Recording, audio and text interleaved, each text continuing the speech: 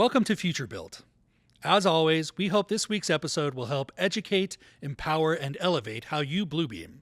I'm Ryan, and I'm excited to share this conversation with my friend Taylor on mental health.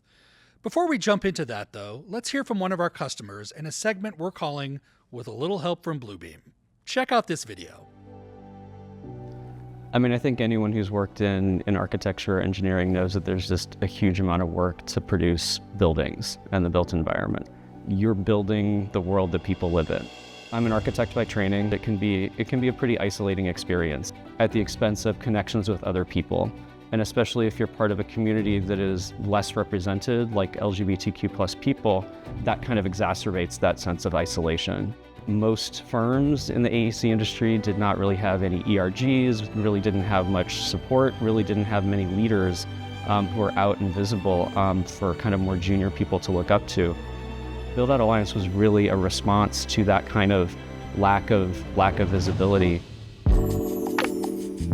Hi, I'm here with Taylor Allen, who's a customer success manager at Bluebeam. And more importantly for this conversation, Taylor, you are a member of the mental health advocacy group here at Bluebeam. Welcome. Thank you, Ryan. Happy to be here. Yeah, we're glad to have you because today we're going to be talking a little bit about mental health and wellness within the AEC industry. And we wanted to bring on somebody that had some expertise in the area or some experience with it. And that's why you're here. And so we're glad to have you.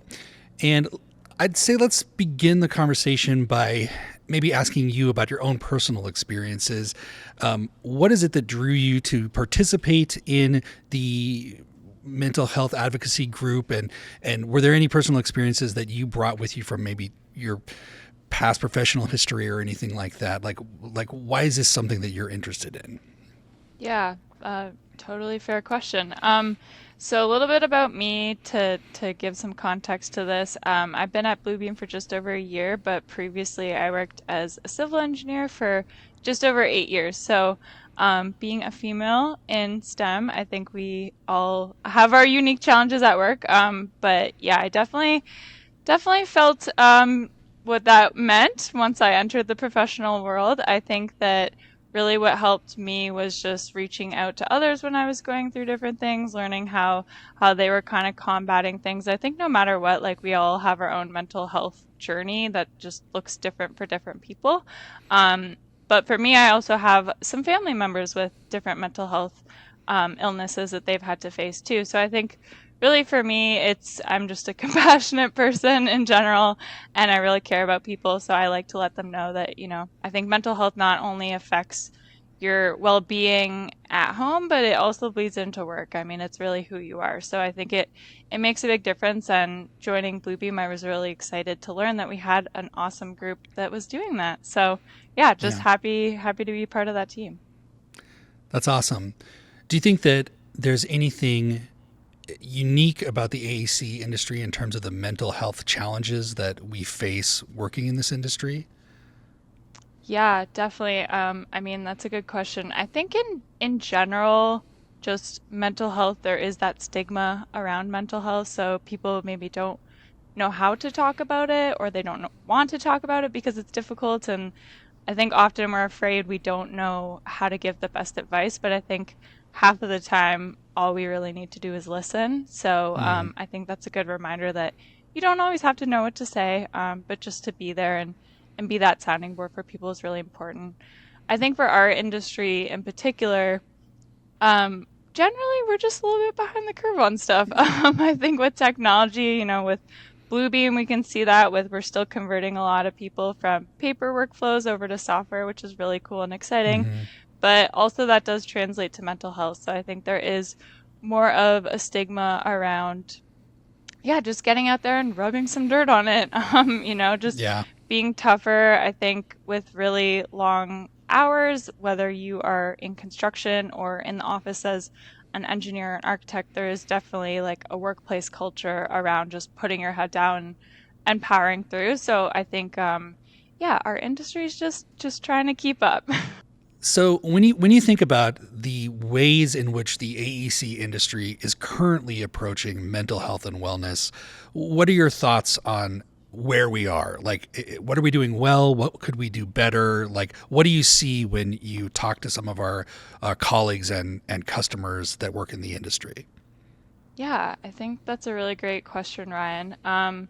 Like just about everything, I think that there is a wide variety that we see in the industry. We've got some customers and some companies in the industry that are being really proactive. So we can see people like Rudolph and Sletton who are actually going above and beyond and trying to actually incorporating mental health into their health and safety programs. So they're looking at health and safety from not only the physical aspect, which is typically just what most companies do, and actually incorporating mental health as part of it. So the understanding that, if we've got a heavy equipment operator on site, we want to make sure that they're not only physically capable to do their job, but also mentally, because if they make a wrong move, that could be really bad for a lot of people. So I think it's really cool to be able to talk to different people in the industry that are kind of ahead of the curve, trying to be proactive, spread awareness, all that good stuff. And then, I mean, like always, we're always going to see companies that are maybe a little bit more behind. So I think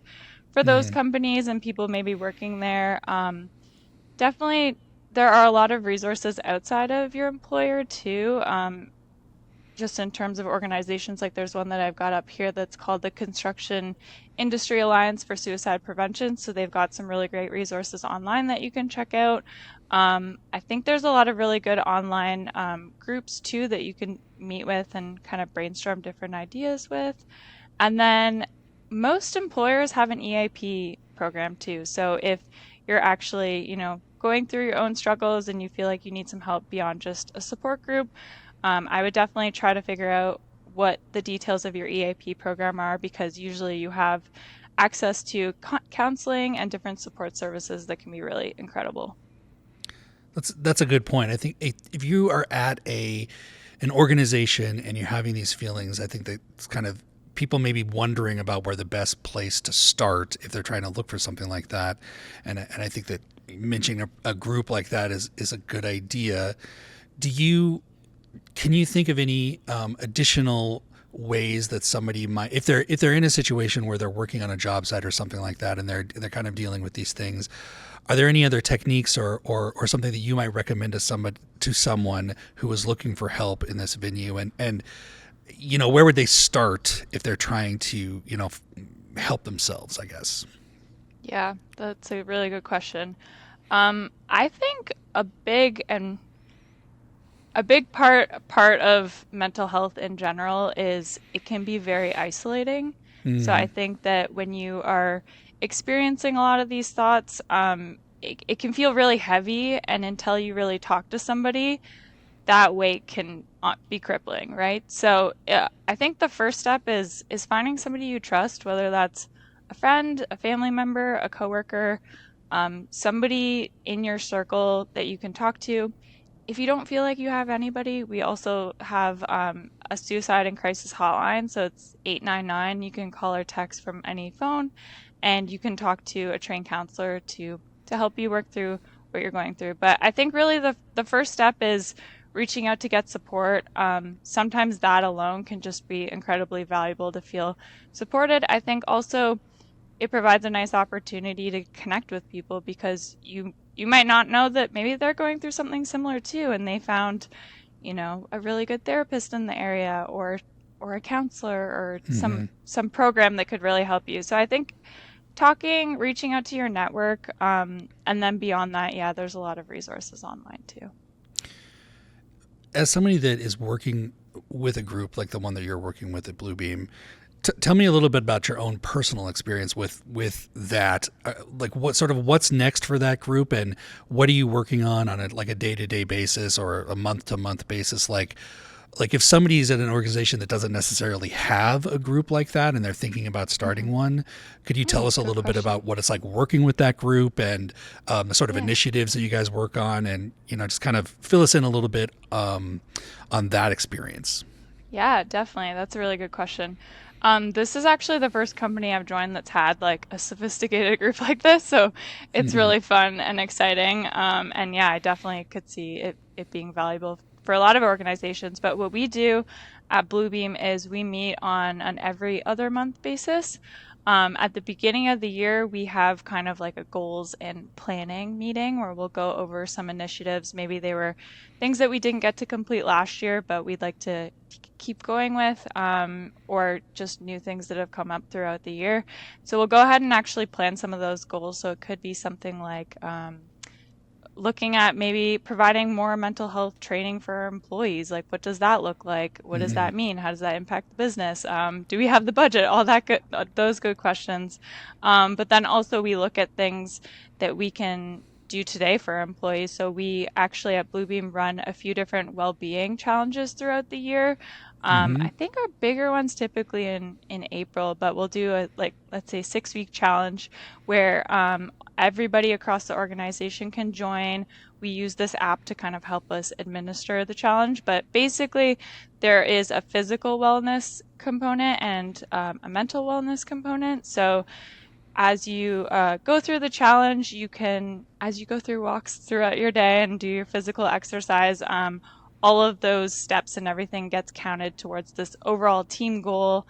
And we have all these different teams racing on this map to try to complete the whole Yep. course, which is really fun. But then we also have the wellness, mental wellness component. So that's looking more to the tune of like gratitude journaling. So we've got different challenges with that. At Bluebeam, we have access to financial advisors. So that can obviously finances can impact your mental health and well-being. So Oh, making sure yeah. you feel supported on that front too is super important. So kind of just pulling out some of the resources that we have at Bluebeam. I think that's often a challenge at companies is they can provide a lot of great resources to their employees, but the employees don't always know about them or maybe forget Hmm. after working there for many years. So, yeah, we try to really remind people about what they have access to.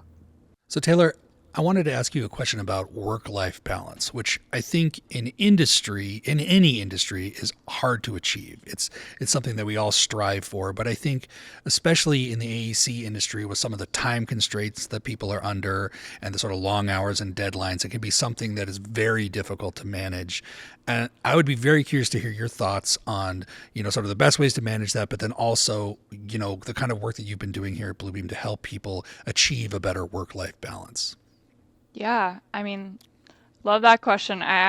We had over our mental health awareness month, me and a few of the other folks on the team made a couple different gifts to share in our mental health Slack group, which is a really fun way that we kind of share resources throughout Bluebeam, Hmm. just on more of a here and there basis for everybody, just to remind people about the daily mental health needs. But yeah, I actually did a little GIF on some different ways to set boundaries because I think learning how to set boundaries is really important to your mental health inside work, outside work, everywhere. Yeah. But yeah, like you're talking about, there's always really tight deadlines and project budgets that need to be met. So I think I would say one of the big pieces of advice that I could recommend is um, you're always going to have something to do, and it's usually going to have been due yesterday. So I think Hmm. that learning how to just tell people, hey, yeah, I can get that done, but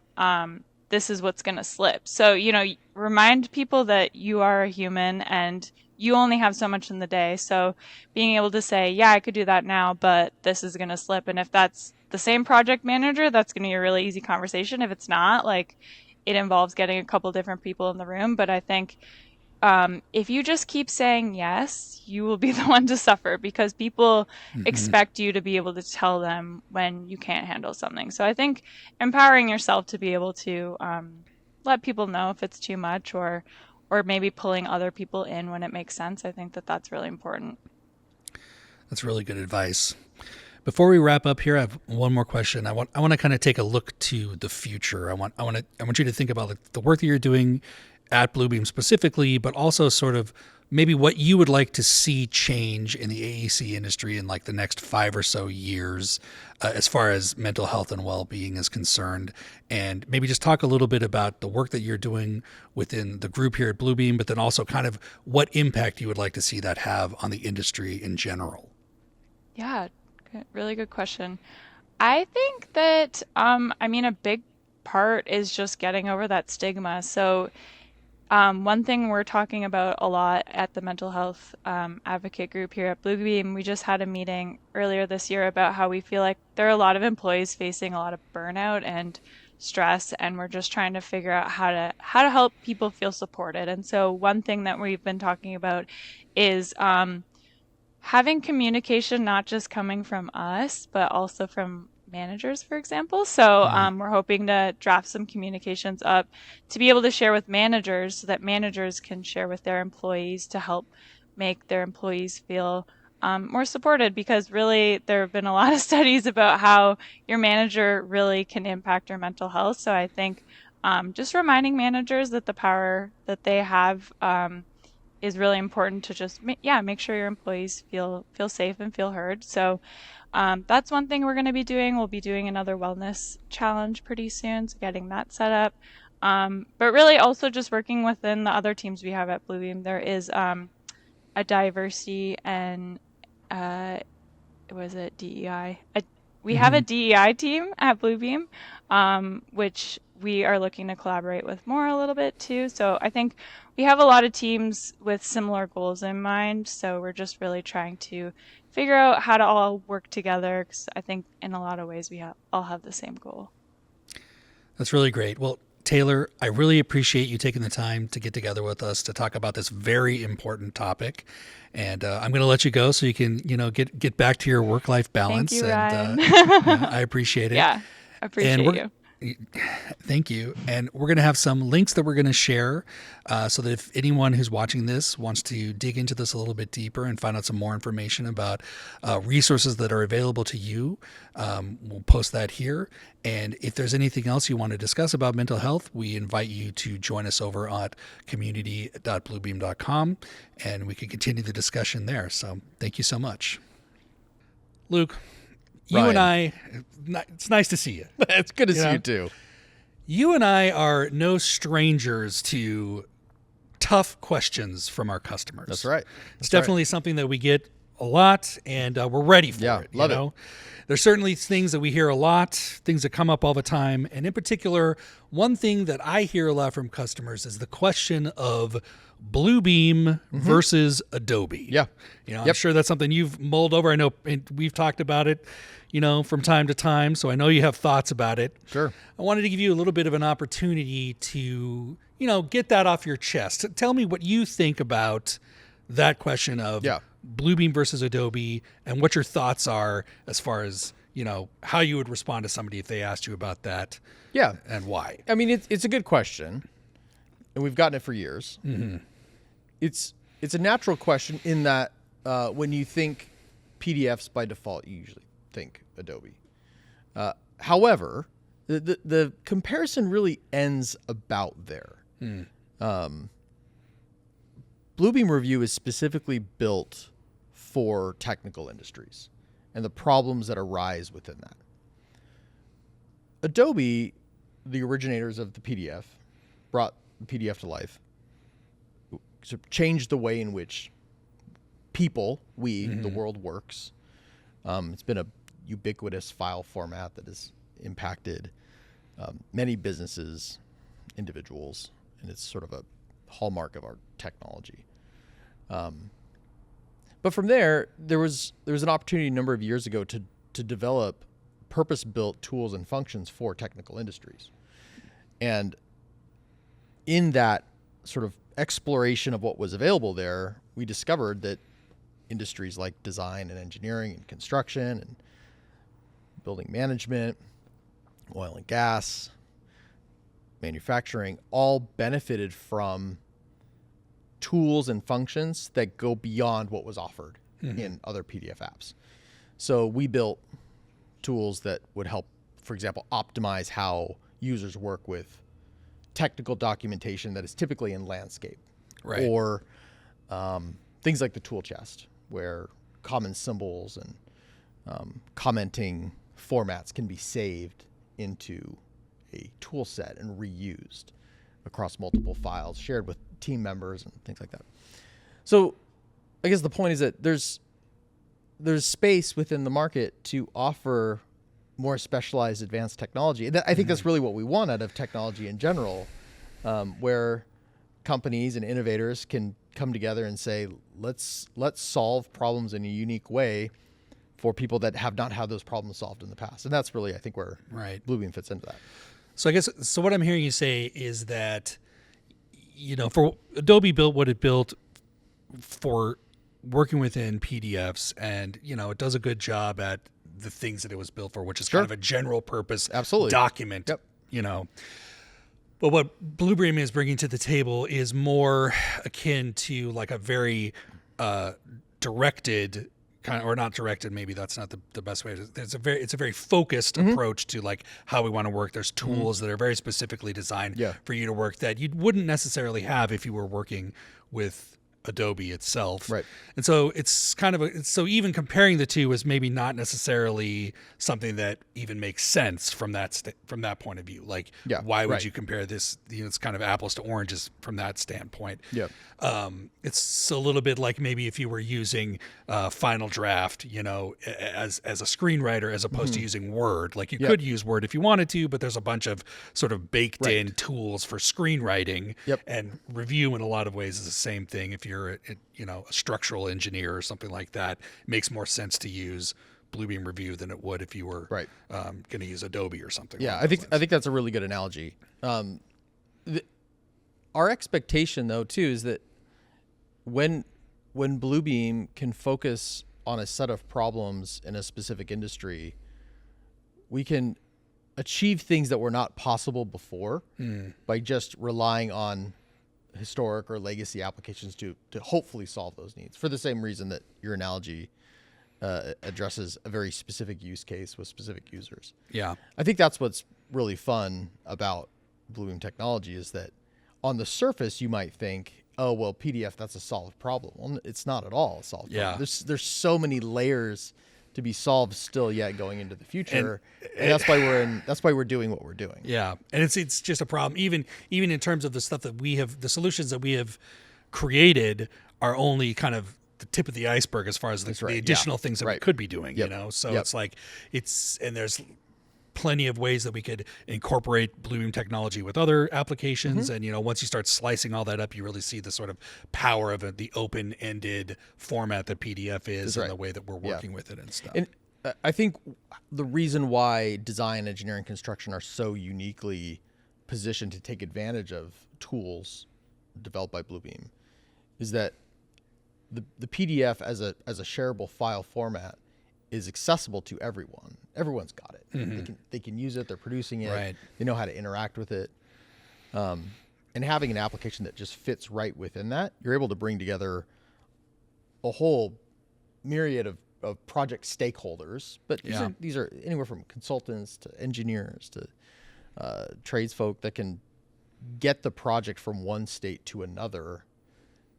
Under normal circumstances, you wouldn't think that would be possible. Yeah. But because you're able to use it within a sort of a shared language without the requirement of being in a very specific tool with a set of permissions around it, but you're able to share your communication style, your annotations, your metadata within the markups, all within PDF, it can bring everybody together.